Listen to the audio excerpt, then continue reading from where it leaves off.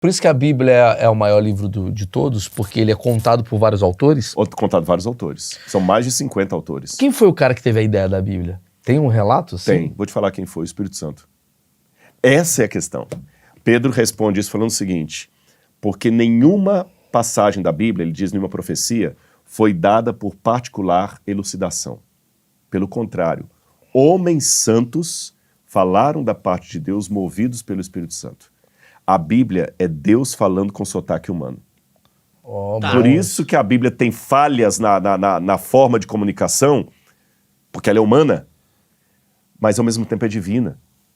Essa Bíblia falha no sentido da linguagem, é hebraico, é grego, é aramaico, ela pega o cara da cadeia lá e faz ele deixar de ser traficante. Mas trazendo pro terreno, quem foi o primeiro cara a botar a primeira canetada ali? Moisés. Primeiras folhas foi dele. Moisés, a primeira folha foi dele. Aí ele mostrou pra turma. Mostrou pra turma. Porque a gente tava... Outro dia eu fiz um vídeo... Eu preciso explicar uma coisa aqui, diga. já que fala Moisés. Calma que tem um Muita gente vai mandar uma mensagem aqui falando assim, não, Rodrigo, tô falando bobagem, porque todo mundo sabe que Moisés é um mito, que os livros do Gênesis foram escritos depois do cativeiro da Babilônia, né, no século VI e tudo mais, e que atribuiu-se a Moisés. Isso é o que a galera protestante dizia lá de Wellhausen. Lembra que eu falei que a Igreja Católica que levantou contra teólogos protestantes que estavam desacreditando a Bíblia? Só que essas palavras que disseram que o Gênesis foi uma compilação de documentos feita na época do cativeiro, que muita gente ouve isso por aí, isso foi dito antes da comparação da Bíblia com esses documentos da época. E hoje, quando a gente compara, a gente tem muito mais luz para entender o ambiente bíblico do que naquela época. Então, o que eu posso dizer hoje? O estilo de redação do Gênesis, do hebraico do Gênesis, não é compatível com o estilo de redação do século VI a.C., e sim com o século XVIII, perdão, com o século XV a.C.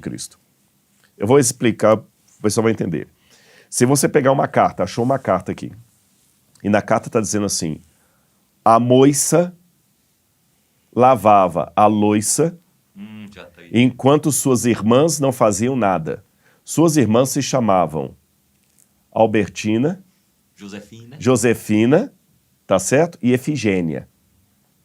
Você sabe, isso aqui é anos 40, 20, porque hoje dificilmente você vai achar uma menina chamada Efigênia, Albertina, pelos nomes, pelo voz mecê, pelo moiça, loiça. Você que sabe português fala assim, desculpa, esse português não é... Ele é arcaico. De agora, ele é arcaico.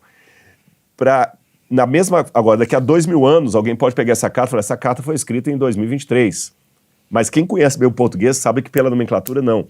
Pelo estilo do hebraico, do Gênesis, ele não é daquela época da Babilônia, ele é anterior. E ele está cheio de expressões idiomáticas egípcias. Antes de entrar na próxima pergunta, porque eu não queria deixar a questão do Moisés que ele perguntou ali. Existe um mito do Sargão, o grande Sargão, que diz, minha mãe, a sacerdotisa, me deu à luz em oculto. Isso está num tablete cuneiforme. E ela me colocou nas águas do rio Eufrates, num cesto com betume. E as águas do rio Eufrates não me consumiram. Até que eu fui levado ao templo e tudo mais. E Moisés também é colocado num cestinho com betume no rio Nilo, tá certo?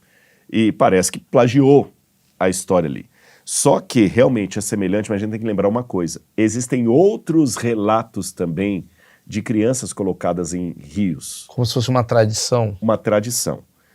Por exemplo, no Brasil, dos anos 20, 1910, 1920, quando muitas meninas davam mãe solteira, que hoje uma mulher pode engravidar e ela vai criar o filho dela numa boa, embora exista ainda muita barreira contra a mulher ainda tem que lutar muito para ter o papel dela na sociedade, o machismo não está descartado, como o racismo também não está.